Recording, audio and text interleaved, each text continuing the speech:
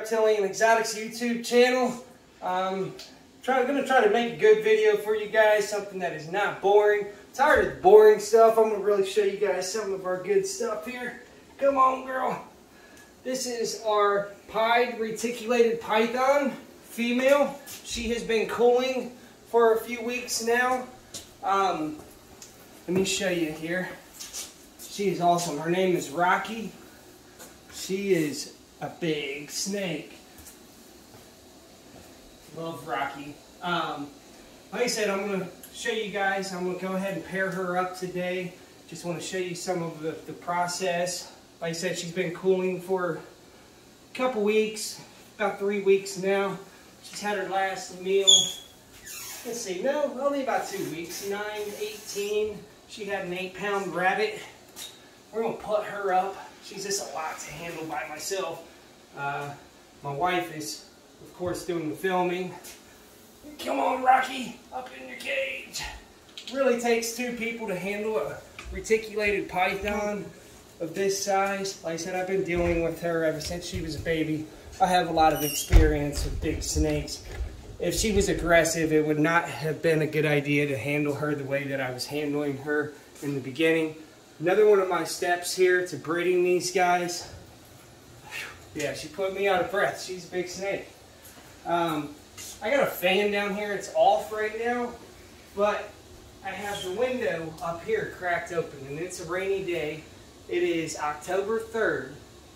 I did have the male in there for a short period just to put some pheromones in it, you know, get the smell going. Now this is Demon. He has that name for a reason. Some of the pieds are just kind of crazy. Come on, Demon. Hey, bud. Come on, buddy. This is not an appropriate approach.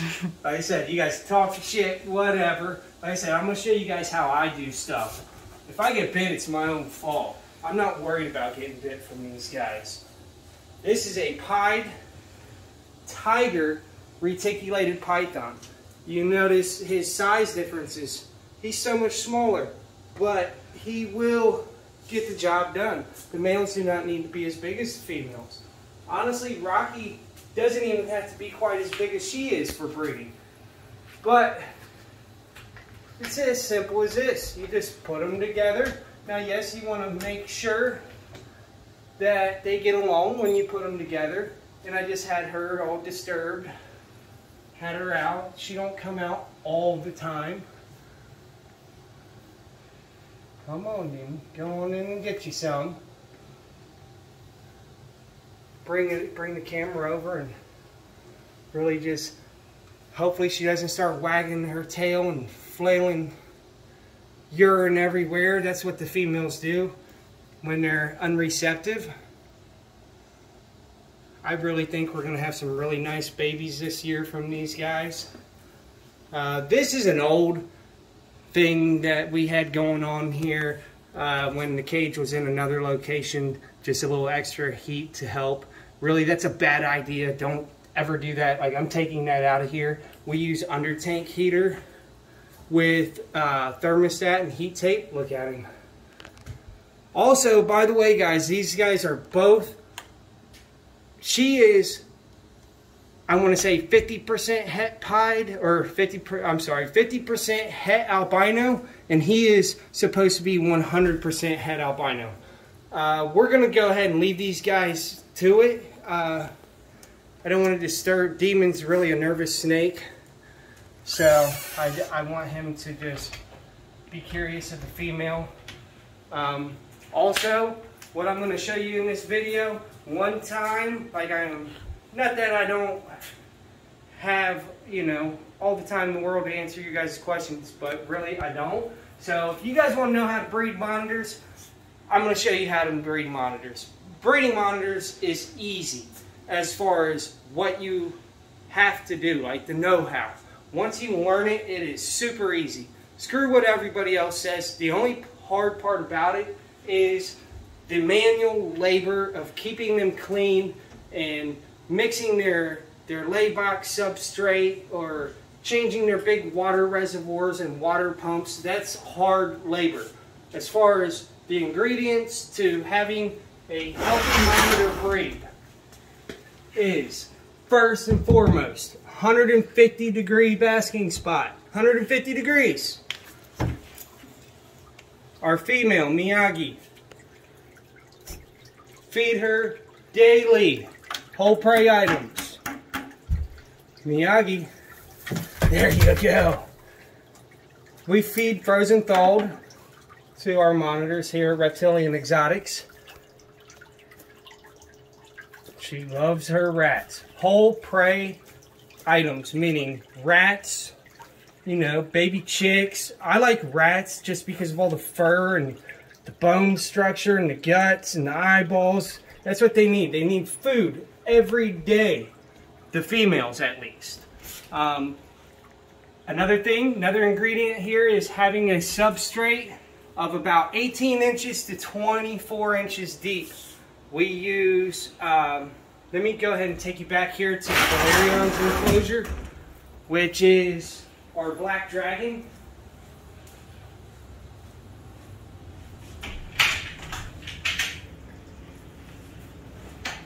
Again, we have a platform with 150 degrees. It is hot up here. They don't always get up there. They're typically down in here, but when it's time to metabolize all that food that you're giving them, they will get up there and back. Usually it's only for 15-20 minutes at a time. Here is the lay box. This substrate, as you see, it's not all dusty and just dirt. It is actually really moist down in there. That's what they want. They want sand. I do about a 60% topsoil, 60 to 70% topsoil, about 10% sand, and then a lot of like leaf compost. And like come time of laying, I'll even put some old dried up leaves. I'll just get them from out in the yard. Now make sure you don't have any pine or anything in there. Make sure there's not a bunch of bugs in them and stuff like that. But it'll just make it more natural. This is a little bit low right now. Like I said, when she gets closer to laying, I'll fill it up as much as I can get in there. And then I just keep this over top so that it's kind of like a burrow for her to go down in and dig. And it also keeps your substrate down in there. So back to breeding these monitors up. Water reservoir for water monitor is a must. A lot of times they will lock up in the water. We use filtration systems. It makes it to where we only got to change the water about twice a week versus every other day or every day.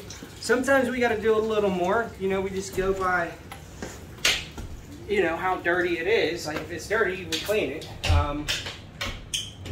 So we will actually be pairing Miyagi and Haru tomorrow. Her last pairing was on 8-3. So we took the male out on 8-13. She gave us 11 eggs on 9-15, 8 of which looked good. We are actually down to 7. One of them got messed up during the incubation. I'll get into that later on in another part of the video. Let's see Haru. Let's see if he wants to come out. I'll get him out. I just want to show Haru off. Haru, there he is down there. He's probably not going to come out to me. We give him a rat. Again, I keep my males pretty much the same way. There you go, Haru. He's a good guy. Now, a lot of people say don't touch your monitors while they're feeding. I always do give them a little neck rub and stuff. It's one of their, their mouth is full with food, so they're typically not going to turn to bite you. Now, right now, he might think I have more food and turn to bite me. But anyway, like I said, monitor breeding is actually easy. I will put him in there tomorrow, which is two months after the first pairing. So once you get these guys on the pattern and you keep your female healthy enough and support her for the egg production with that whole prey food daily, you can breed these guys 6 times a year. They are machines, and it isn't that we're treating them like machines. They're nature's machines. In the wild, they will produce 6 clutches a year. So it's not, you know, what's the word I'm looking for here?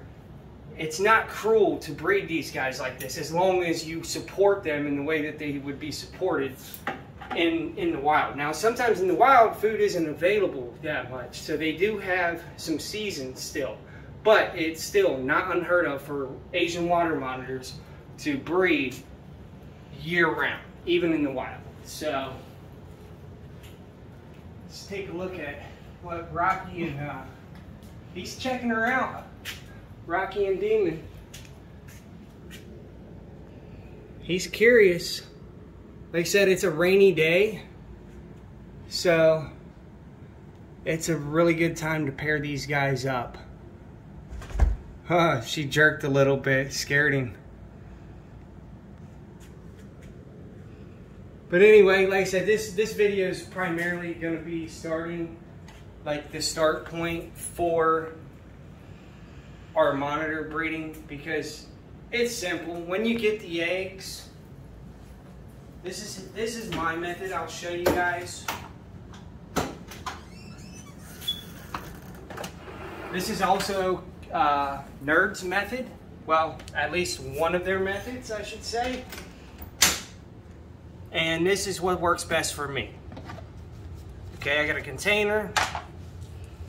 I got another container. In there, there's water.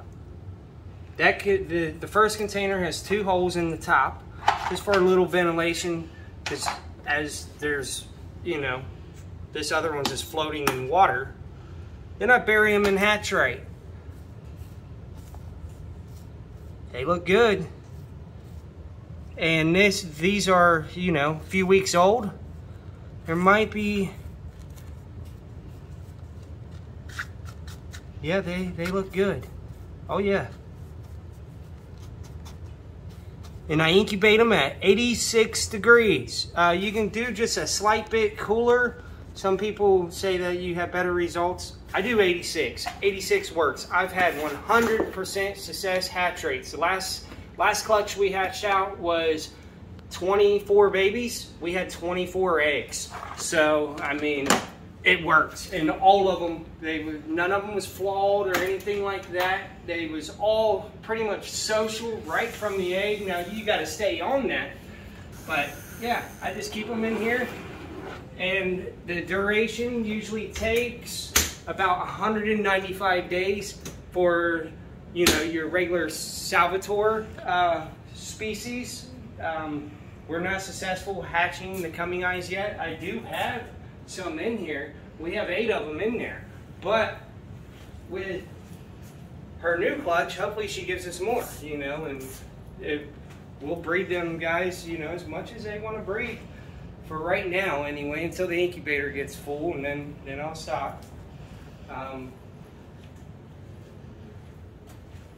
Yeah, he's sinning a little bit. He's rubbing around his tail.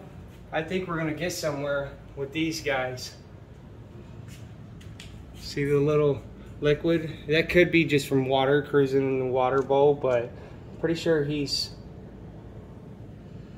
gonna get the job done for us this year. See his tail going back and forth? Yeah, he knows there's a female in there. But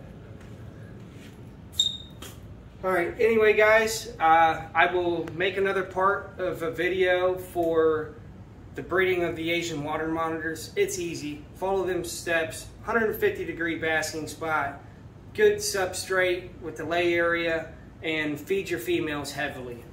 That's your three main factors, and keep your humidity up. I don't have ventilation in my cages.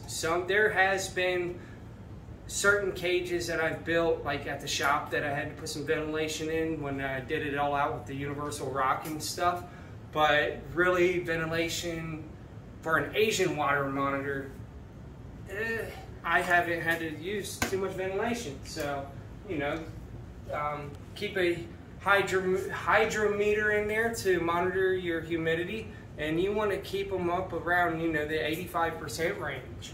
But until next time, I'm gonna get back to making my labels here for my ball pythons, My wife thinks I'm a dork for this, but I'm kind of excited versus just seeing the permanent marker right on there scribbled. I'm making green and white labels, my favorite color. All right, have a good day.